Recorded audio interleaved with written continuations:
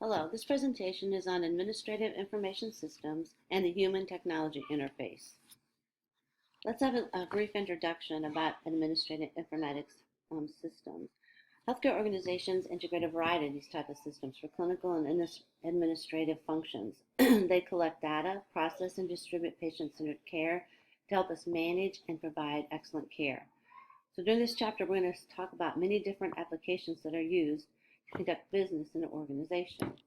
We're going to start with case management and communication. So case management information systems identify resources. They see patterns and variances in care, and they help prevent them to prevent costly complications related to chronic conditions. And so they help enhance the overall quality of care and outcomes for patients. So once a trend is identified in the case management system, it can help provide decision report to prevent it. So what kind of antibiotic and on what schedule, these kind of things. They're especially beneficial for patient populations that have high costs of care because of complex health needs and comorbidities, heart failure, COPD, things like that. They assimilate massive amounts of information over the patient's lifetime and over a whole population's lifetime. They can put together then and see what's worked well and what hasn't, and try to put together plans of care that address patients' conditions in a better way. Communication, we all know communication. Communication is always something that we need to work on. Especially in larger organizations, it's hard for communication to always go the way you want it. But communication systems help promote interaction between the healthcare providers and their patients. And we're seeing that used more and more for interaction with patients. Because historically they've been separate. They've been used just by the providers to talk to one another. But now we're using many of our systems to interact and communicate with our patients. Some of these systems are our call light systems, our wireless phones, our pagers, of course our email and instant messaging, which have been always targeted at providers, but now we're using some to talk to with our patients. Also, core business systems. There are many core business systems that help an organization conduct daily business. They provide the framework for our reimbursement, they support best practice, they help with quality control and resource allocations. So admission, discharge, and transfer systems contain the groundwork for all other healthcare information systems because it captures all the pertinent information about the patient that you need for every other system to work. Medical record number, name, visit, account number, demographic information, age, sex, home address, and contact information. And there are several sources for collecting this type of information and communicating it then to other systems to use. So once the patient's admitted, you all know most of the time you can't chart till they get put in the system. We can't allocate the resources we're using for them until they're in the system. So admission, discharge, and transfer is very important. Now financial, we have to manage the expenses and revenue for providing health care. When I first became a nurse, we didn't think much about the cost or what we were doing. But today, the financial aspects of providing health care are a large part of making sure that we will have enough money to provide the care we need to. The financial systems interface and share information between staffing and billing to manage resources. They report physical outcomes in order to track them against the goals. What is the percentage of bottom line that should be there so that there's enough money for raises and capital equipment? So the financial systems are major decision-making factors because they show what has been spent for resources, what we spent on staffing, what we have spent on lost charges, different things like that. And they play a pivotal role in determining our strategic plan for the future for any organization in order to stay fiscally sound. Now we all know what acuity systems are. They try to help calculate the amount of nursing care that's needed and compare it against cost per patient day, which many times is how we figure out how many nursing hours are allotted for each type of patient and then how we can staff, and that's part of the staffing budget for a unit. Acuity systems many times are based on the severity of the patient's illness, how much equipment they need, how intense the nursing intervention and nursing time will be with that patient. In some places it works very well, and in some places it doesn't, and but it does have some positive impact if everybody uses it to its advantage. Scheduling. Now, many places have electronic scheduling where the staffing is all put into some type of a electronic system, and it compares how much staff is needed at what time, compares it to an overall conglomerate of what's the normal patient census at that time, how much, in order to see where there are holes and to share staff across an organization. Now, there are other systems that support patient care.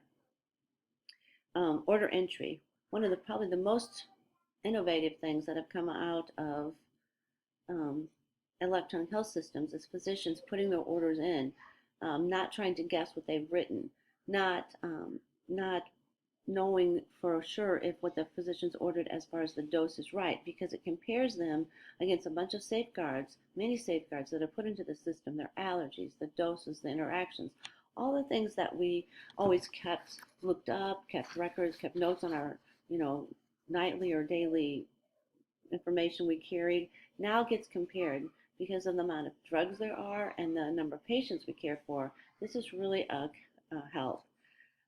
Also, clinical documentation systems, where we document our care, where we document our assessments, we document everything that's happening with the patient. Pharmacy systems also are mainstream in patient care because they allow the pharmacist to order, manage, and dispense meds. Gets the meds into the Omnicell and checks for the same thing, checks for allergies and interactions. Laboratory too. Lab now has systems that report on the blood and body fluids, tissue samples, all the things so that we can get results for our patients much faster. Same thing's happening in radiology. They can schedule, store the information, get the results back faster when people have tests. They archive information so that all of these systems allow patient care to be much more efficient and safer because we can share all of those information, all of that information from visit to visit, and eventually healthcare institution to healthcare institution and with the clinics, so that the patients don't have to keep getting the same exams or the same tests and everybody knows the results. So let's talk a little bit about managing all this data. I mean, you all know, just from the internet itself, there's so much data.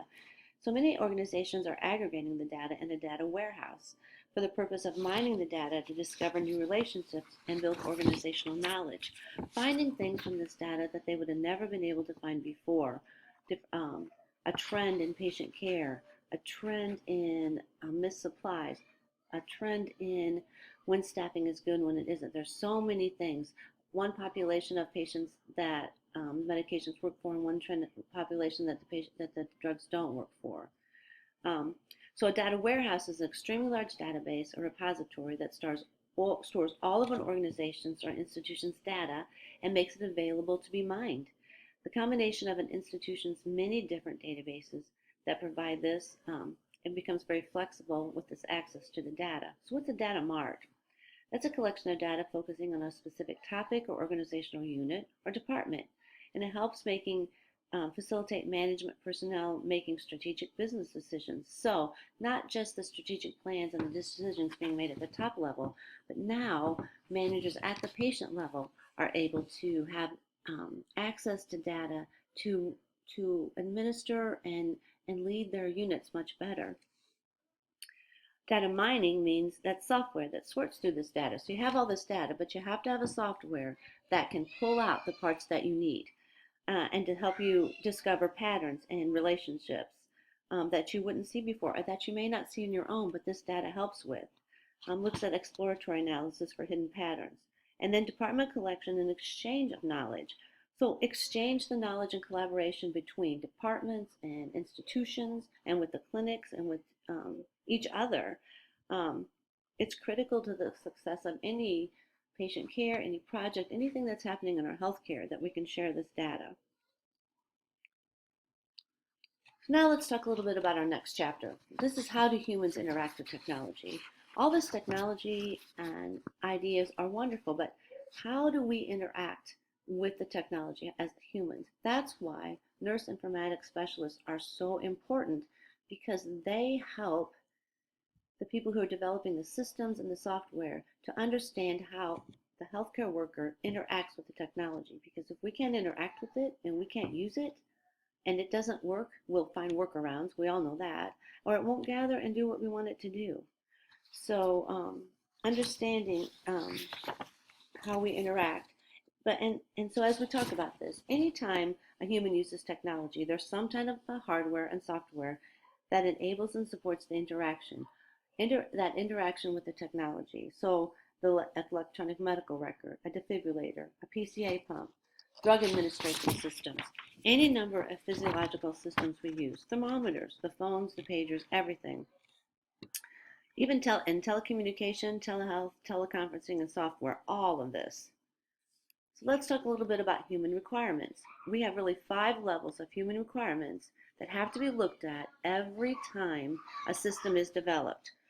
Physical, how is it that we are going to hands-on use it?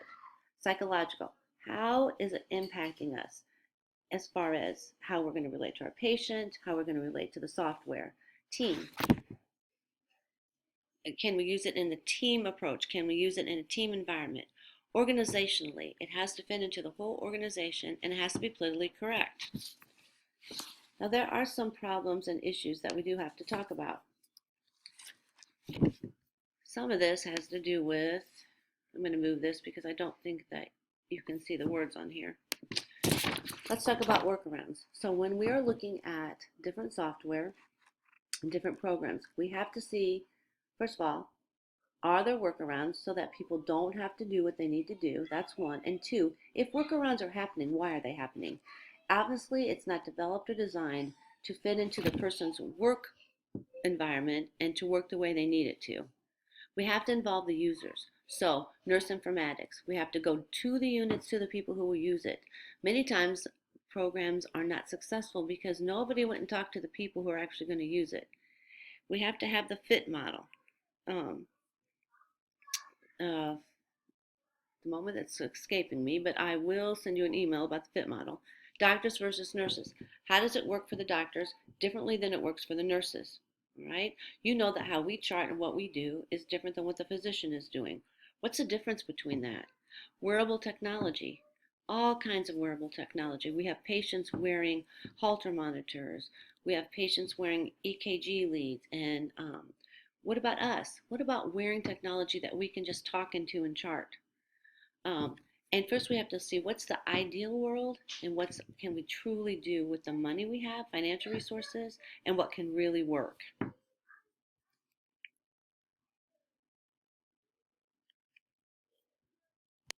Let's talk a minute about the fit model. It's a fit between the individual and the tasks and the technology that has to be looked at in order for it to be successful.